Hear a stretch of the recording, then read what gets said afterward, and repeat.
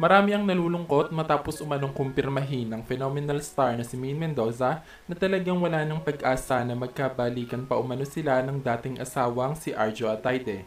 Ayon sa TV host actress, pareho na umano silang nasasaktan sa mga nangyayari at magpapatuloy lang umano ito kung sakaling magkakabalikan pa sila.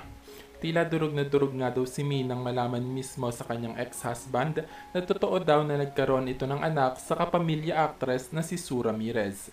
Hindi nga daw matanggap ni Min ang kataksilang ginawa ni na Sue at Arjo kaya dumating daw sa punto na dinukot niya umano ang anak ng mga ito, ngunit nang ibabaw daw kay Min Mendoza ang awa sa bata matapos umano siyang payuhan ng kanyang mga magulang na wag daw idamay ang bata dahil wala daw itong kinalaman sa pagtataksil ni Arjo Atayde.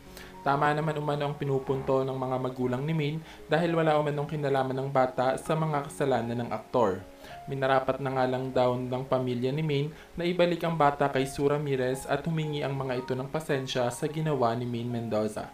Samantala, nagsalita na din ngayong araw ang ina ni Arjo Atayde na si Miss Sylvia Sanchez at inamin sa lahat na hindi nila alam na nagkaroon ng anak si Arjo kay Sue dahil ang alam daw nila ay nagwakas ng maayos ang relasyon ng dalawa.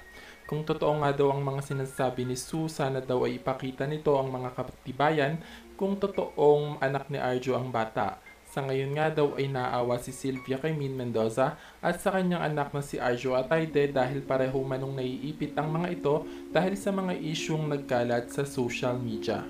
Malalim na nga daw ang pinagsamahan nila ni Min Mendoza at parang tunay na anak na din ang turing nito sa TV host actress, kaya naman umaasa pa din si Sylvia na magkakabalikan pa din sina Min at Arjo.